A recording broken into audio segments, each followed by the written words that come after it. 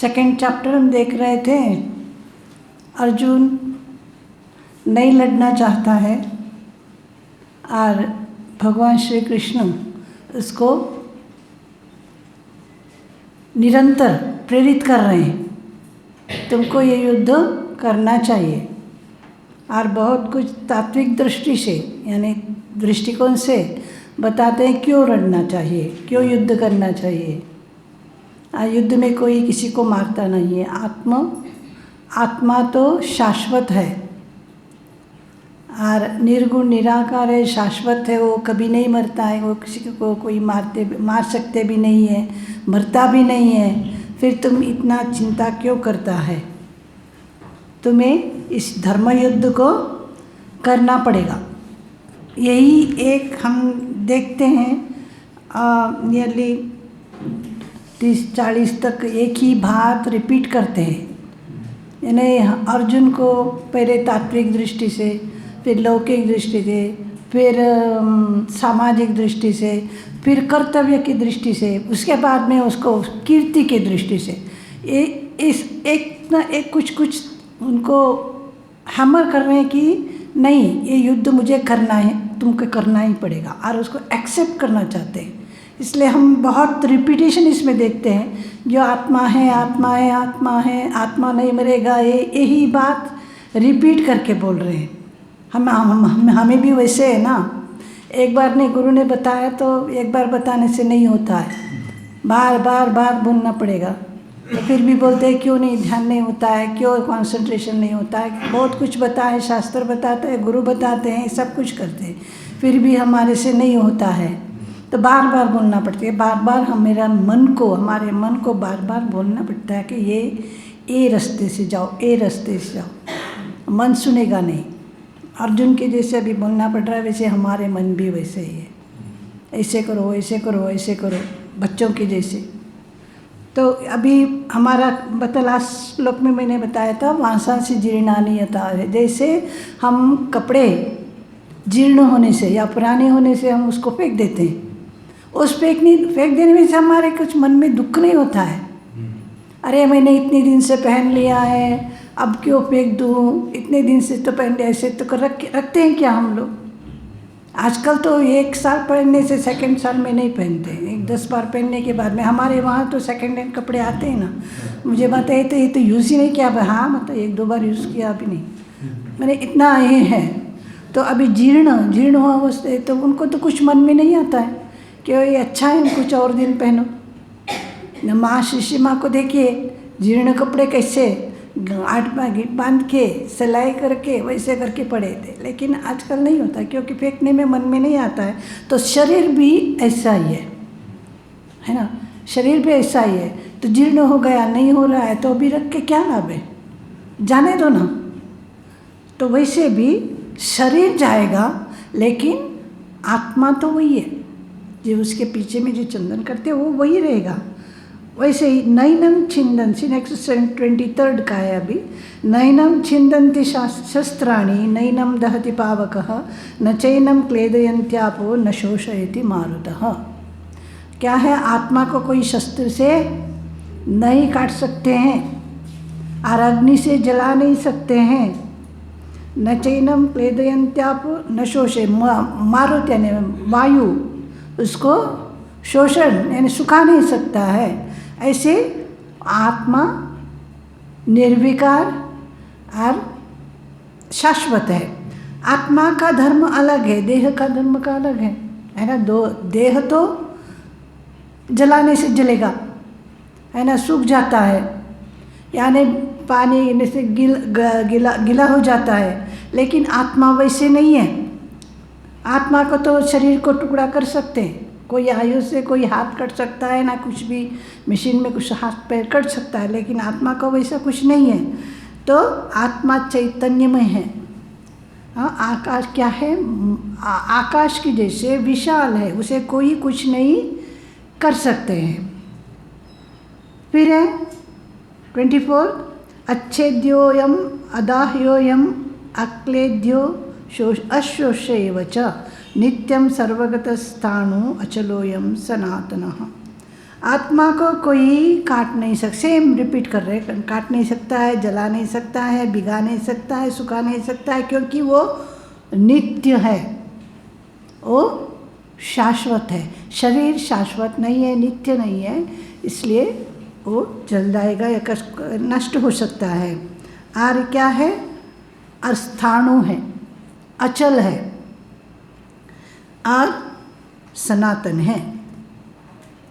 इतना आत्मा का ही बता रहे हैं। पंचभूत जैसे क्षिति, आप तेज, मरुत्योम। क्षिति यानी पृथ्वी, आप मीन्स पानी, तेज मीन्स अग्नि, वायु और आकाश। आत्मा को कुछ नहीं कर सकते ये पंचभूत।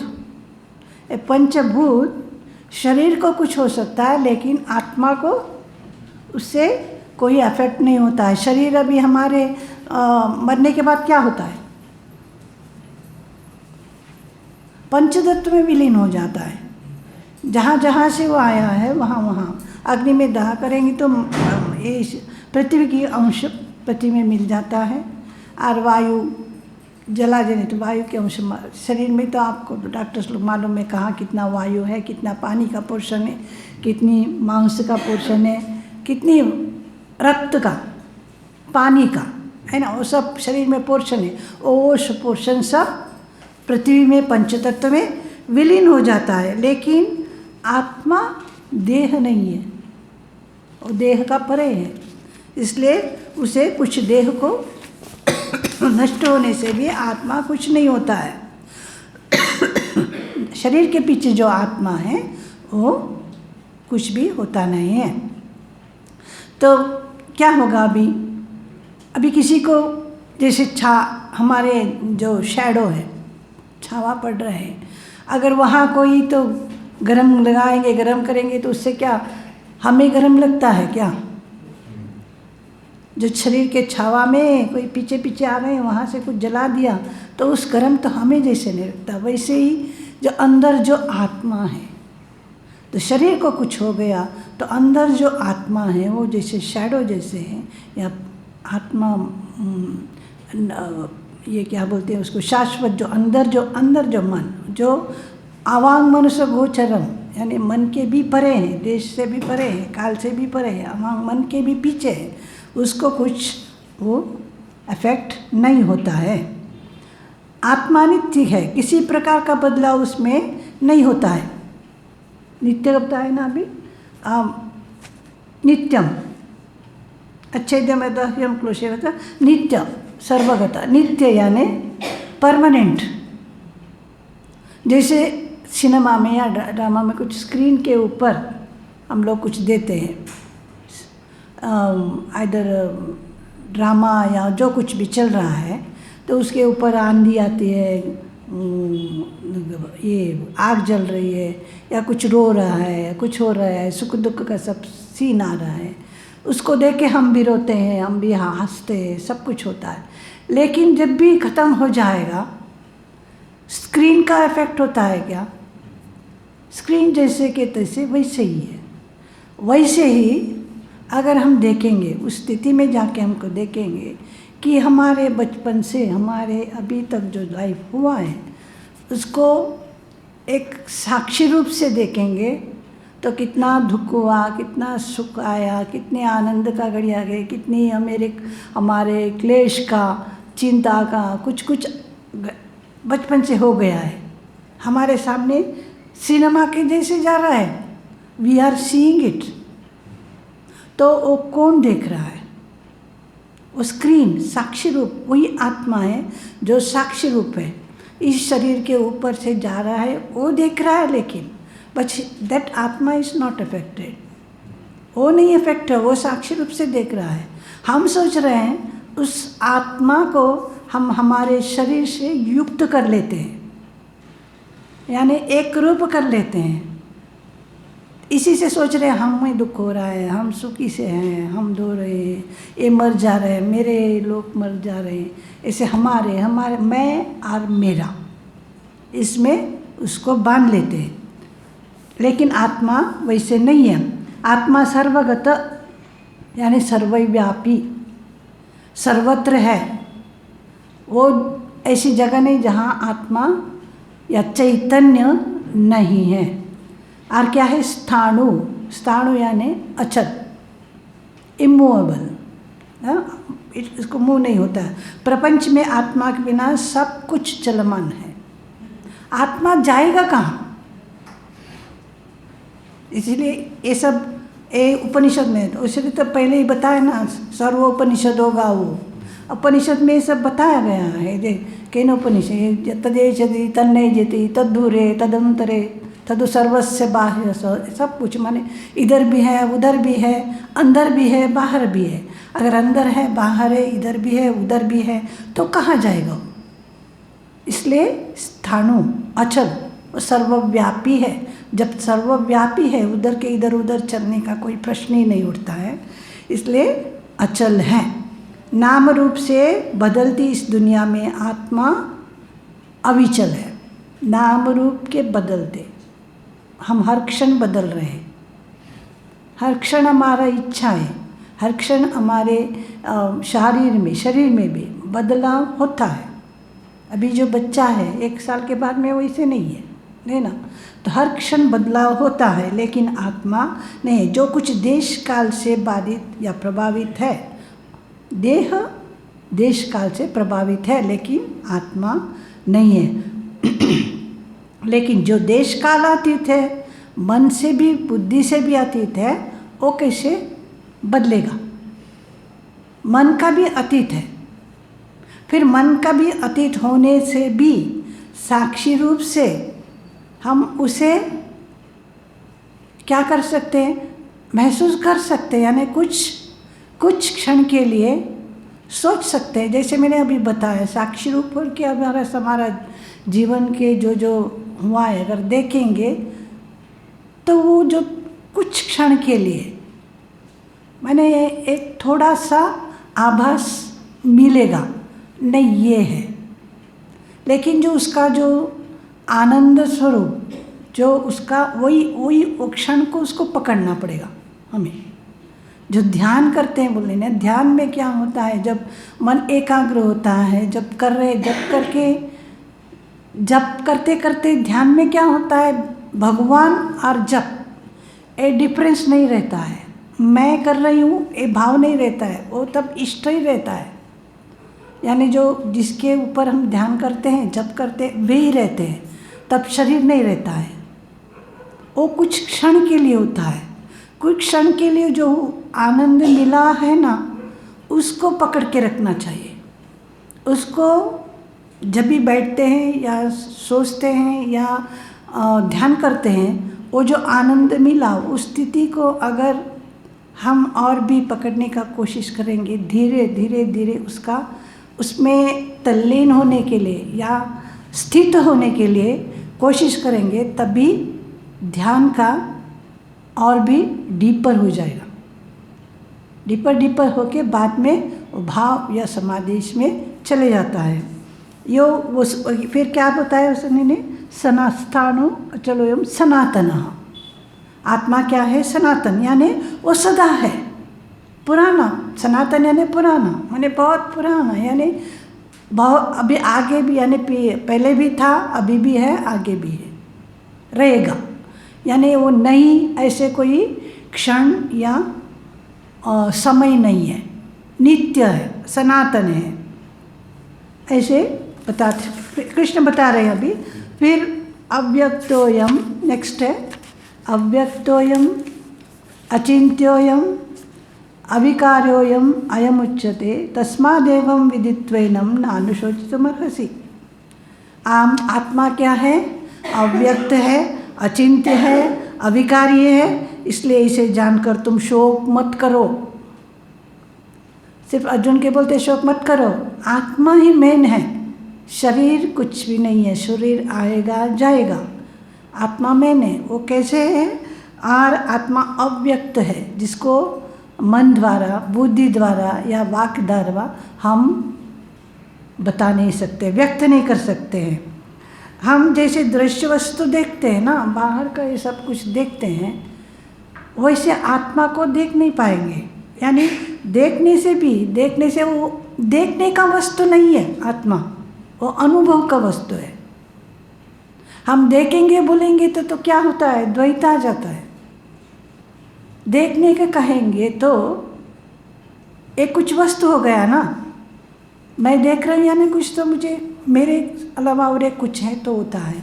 आत्मा क्या है, नित्य अविचल अविकारी है, अद्वितीय है। जब वो अद्वितीय है तो देखने का नहीं है, वो तो महसूस करना, अनुभव करना होता है। इसलिए ठाकुर के जब बोलते हैं तो आत्मा कैसे है, समाधि में क्या होता है, आप बताइए। हाँ बताऊंगा बोलेंगे तो जब भी बोलने को जाता है नहीं, मेरा मुंह बंद कर दिया, तो उधर जाके बताने का द्वितीय कुछ नहीं है, ये विलीन हो जाने का है। जैसे वो नमक का जो डाल है, समुद्र मापने के लिए गया, नापने के मैं बताऊंगा आपको कितना डीप है। जैसे पानी में उतर गया बस एक रूप हो गया, तो बताएगा कौन। वैसे ही आत्मा क्या है, अव्यक्त है।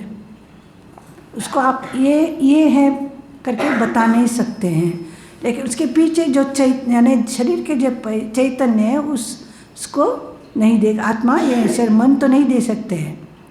इसलिए इमेजिन कर सकते, जैसे मैंने अभी बताया, इमेजिन कर सकते जो साक्षी रूप होके वो ये सब देखना, वो उसको थोड़ा बुद्धि को हमको तो अंदर दिन लेना पड़ेगा, साक्षी होना पड़ेगा, तभी तो ये कर सकते।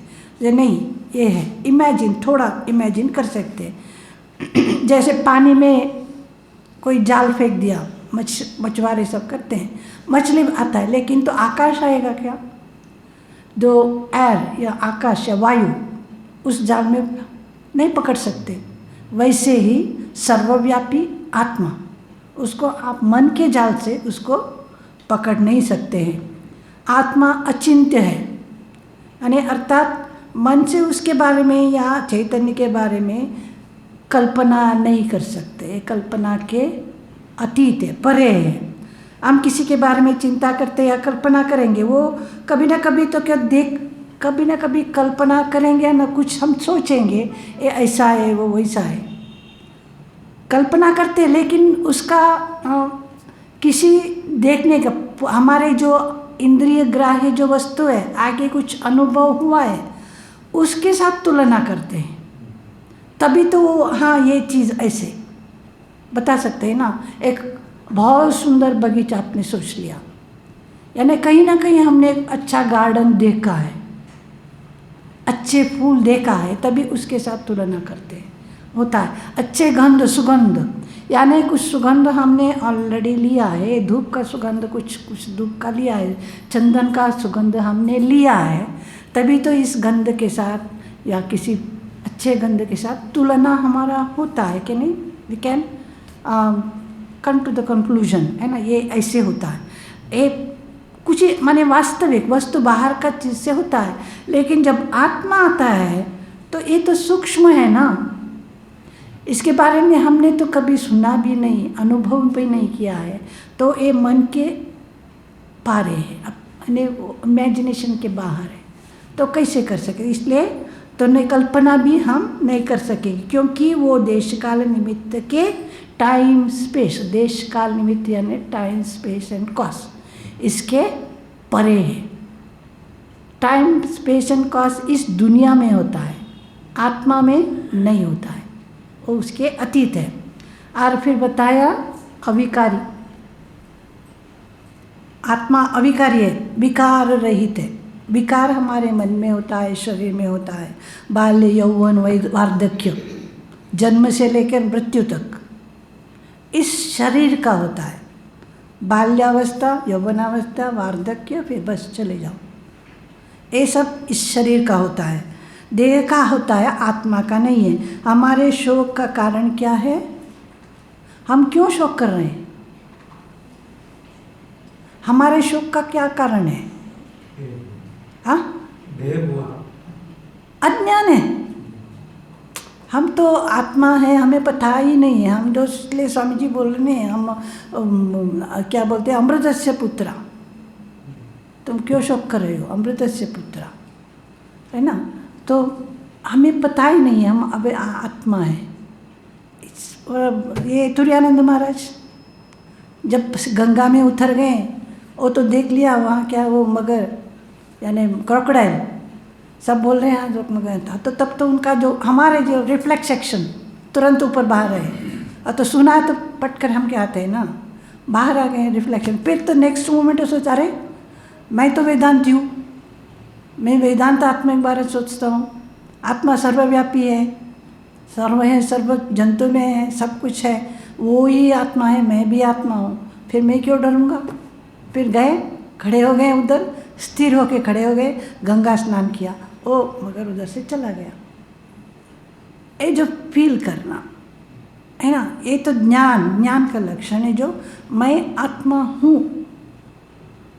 इसलिए बार बार बोलते हैं आत्मा के विषय में सोचो, हमेशा सोचो, मैं आत्मा हूँ, हमेशा मन में बोलना, ये शरीर में नहीं है, मैं आत्मा हूँ, मैं भगवान का हूँ, मैं ठाकुर जी का हूँ, मैं माँ का हूँ, मैं माँ की बच्ची हूँ, मैं माँ के पुत्र हूँ। मुझे क्यों इस दुनिया, ये सुख दुख को मुझे क्यों डराएगा, मुझे क्यों, मैं विचलित क्यों हूँ। ये तो शरीर के ऊपर हो रहा, मेरा कर्म के फल है।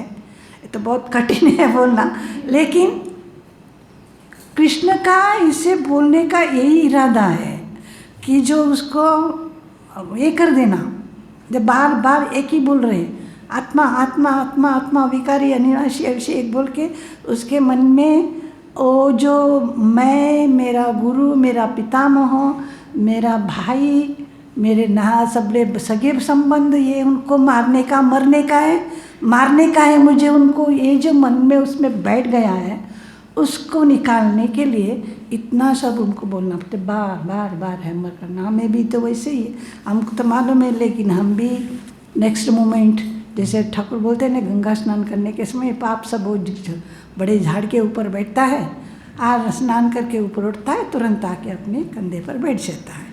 हम वहाँ जाकर हम भूल जाते हैं, पवित्र हो जाते हैं गंगा स्नान करके, लेकिन बाहर आते हैं हम सब भूल जाते हैं, हमारा देह भाव आ जाता है, हमारे मन में दूसरों का इसके पीछे चिंता आ जाती है। यहाँ बैठ के हम सब कुछ सुनते हैं, लेकिन बाहर जाने के अंदर एक क्षण में ही, वही मुहूर्त में नीचे से उतरने से ही हमारा वही चिंता चलता है, आज ये हुआ, आज वो हुआ, आज ये हुआ, ये हुआ, है ना। हम कितने ले जा रहे हैं, आत्मा इतना हम बोल रहे, जैसे अर्जुन के बोले हम भी सुन रहे हैं ना, लेकिन हमारे मन में तो हैमर हो रहा है क्या। ये इसीलिए कृष्ण बार बार एक ही चीज़, हमें लगता है क्या है, एक ही चीज़ बोल रहे हैं, एक ही चीज़ बोल रहे हैं, लेकिन इतने बोलने पर भी हमें नहीं होता है। हम रोज़ सुनेंगे तो भी हमारे मन में नहीं होगा, बहुत डिफ़िकल्ट है। यानी होते होते होते जब हमारे अंदर जाएगा, हम उठते बैठते वही सुनेंगे, हमारे कान में वो गूंजते रहेगा, तब कहीं जाके मन में वो विचार आएगा, तब कहीं जाके हमारे स्वभाव में आएगा, है ना। आत्मा ने हमारे होकर क्या है, हमारा अज्ञान व्यवहार दृष्टि से भी हो गया, व्यावहारिक दृष्टि से हम क्या गए, जन्म मृत्यु इत्यादि से होता है हमारा, लेकिन पारमार्थ दृष्टि से जन्म मरण कुछ भी नहीं है।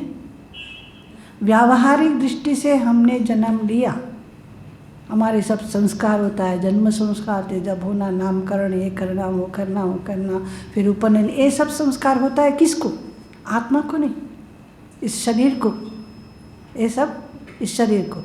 हाँ, फिर क्या होता है, आत्मा कभी नशी नहीं, इसलिए आत्मा का नहीं है।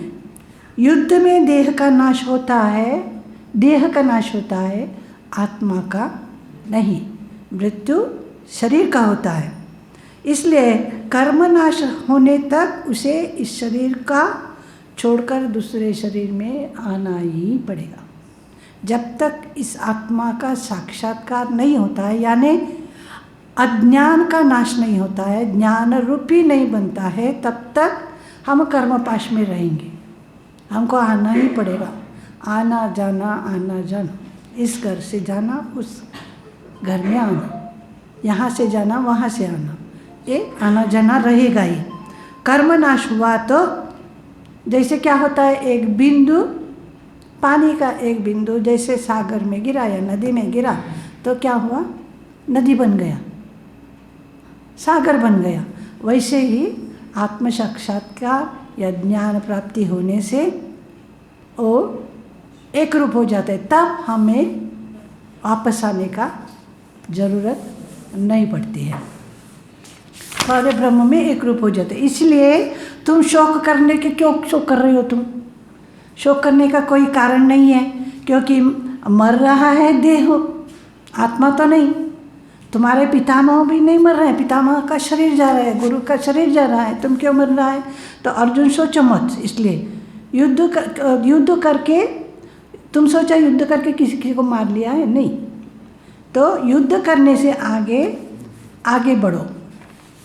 और अगर सोचेगा तुम तो ये आत्मा परमानेंट है, कोई मरता नहीं, तो फिर मैं मारने को क्यों जाऊं? ये भी सोच सकता है ना। तो मैं युद्ध करने के लिए क्यों जाऊं?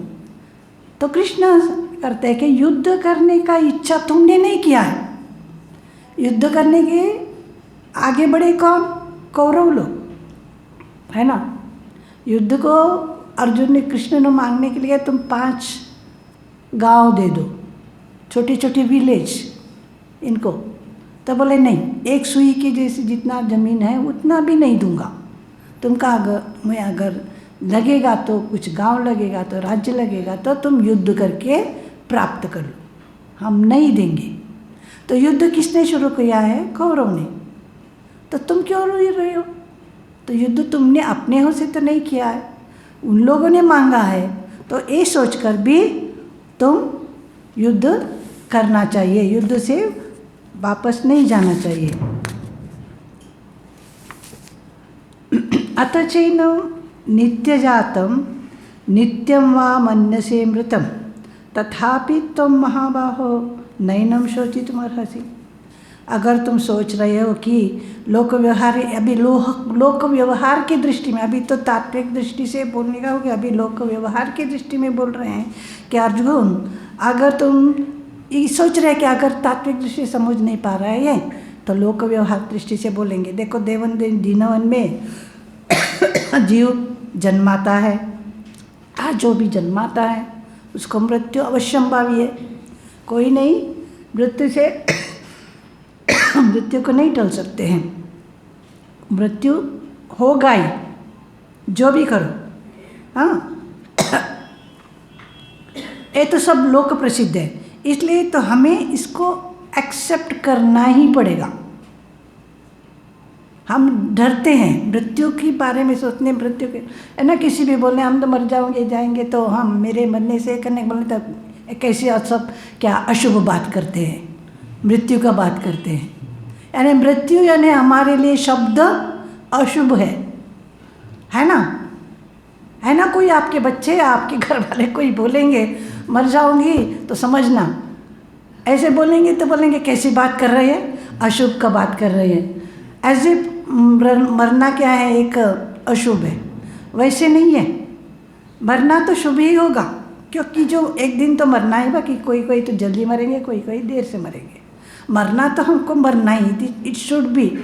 अभी से हम एक्सेप्ट करेंगे तो अच्छा है कि हमें एक दिन जाना ही पड़ेगा, तो थोड़ा तो मन तो तैयार रहेगा, है ना। तो अभी जाना ही है हमें। इसके पहले अरे जाएंगे तो वहाँ जाके प्रश्न पूछेंगे, तो ठाकुर लोग रामकृष्ण लोक में जाएंगे तो है कितने दिन से, कितने साल में तुमने दीक्षा लिया है। एक जन महाराज था, आपने नाम सुना है क्या? पता नहीं मुझे, सुरजी महाराज, निर्वाणानंद महाराज पूछते थे कब दीक्षा लिया। तो एक बड़े माता जी थे, तो उनसे पूछा था वहाँ इतना समय था, ध्यान जब होता है तो आनंद मिल रहा है? नहीं महाराज, बस इतने साल से कर रही हो तो अभी भी आनंद नहीं मिल रहा है। ये प्रश्न हमको हमें पूछने का है। हम ये साल से इतने साल से सिर्फ बोलते हैं हम लोग आनंद नहीं, आनंद नहीं, तो ध्यान नहीं होता है, ध्यान नहीं होता है। लेकिन मैंने कितना मन दिया है उनको।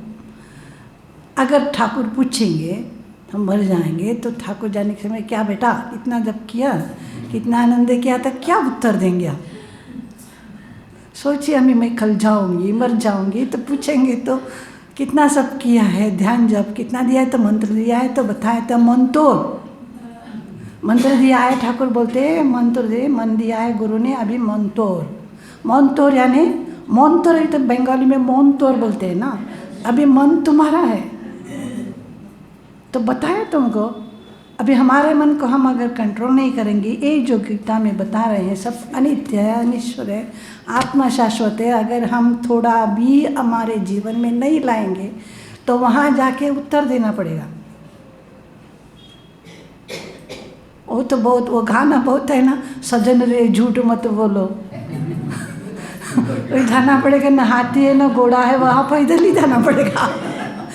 वहाँ जाना ही पड़ेगा, वहाँ तो आपको उत्तर देना ही पड़ेगा। चित्रगुप्त कथा लेके तो बैठेंगे ही नहीं। अच्छा है, गुरु ने तुमको इतना दिया है, गुरु ने इतना अपना शक्ति तुम्हारे अंदर दिया है, उस शक्ति के तुमने कितना उपयोग किया है, कितना अपने काम में लगाया है। मंत्र देने के समय सिर्फ मंत्र नहीं देते हैं, गुरु अपने साधना की शक्ति डाल देते हैं हमारे इसमें। इसीलिए बोलेंगे तो हमने जो ओत लिया है, दिन में 2 बार बैठेंगे, एटलीस्ट 108 जप करेंगे, वो हमें करना है, हमें वो दिया है जो हमको करना पड़ेगा। गुरु के हमने वचन दिया है, वो करना पड़ेगा। आ लगेगा तो और भी, बाकी तो मन तो अब बैठने का हो गया है, बाकी समय क्यों नहीं करेगा? बाकी समय तो मन तो मेरा है, तुम काम करते रहो, नाम जपते रहो, वहाँ तुम्हारे साथ कोई नहीं, कोई देख नहीं रही तुमको, है ना। काम करते रहो, नाम जपते रहो। किसी ने बात, किसी को मालूम है क्या आप मन में क्या सोच रहे हैं, हम क्या कर रहे हैं? किसी को नहीं। तो बात करेगा तब बात करेगा, लेकिन तो अंदर, हमारे अंदर के मन में हमें ये सोचना चाहिएगा। तो बोल रहे हैं आत्मा, मैं आत्मा हूँ, मैं अमर आत्मा हूँ, शिवोहम शिवोहम। ये या जप करना, हमारे साथ भगवान के साथ एक नाते जोड़ना, जो रिलेशन, मैं और भगवान हूँ, तुम कौन है मैं कौन हूँ, ये समझ लो। ठाकुर बताते हैं ना, तुमको इतने सब करने की ज़रूरत नहीं, मैं कौन हूँ, तुम कौन हो, ये समझ लो। ये मैं कौन हूँ, तुम कौन हो, ये तो मेन है। ये अगर समझ गए तो हो गया, सब कुछ हो गया। तो अपने ठाकुर जी के लड़के ने, यानी बच्चों ने, डायरेक्ट डिसाइपल, उन लोगों ने वही किया है। ठाकुर कौन है, मैं कौन हूँ, ईश्वर कौन है, मैं कौन हूँ। ईश्वर है जो आत्मा, परमात्मा है, मैं आत्मा हूँ, वही अंश से आया हूँ, ये वही एक निकल के आया हूँ, मैं उसी अंश का हूँ। ये जो नाता, ये समझ लेना, ये मेन है। तो इधर वही कृष्ण कर रहे हैं कि बार बार बता के डिफरेंस, यहाँ के लोग प्रसिद्ध है, हमें तो जानना ही पड़ेगा, इसे हमें एक्सेप्ट करना ही पड़ेगा।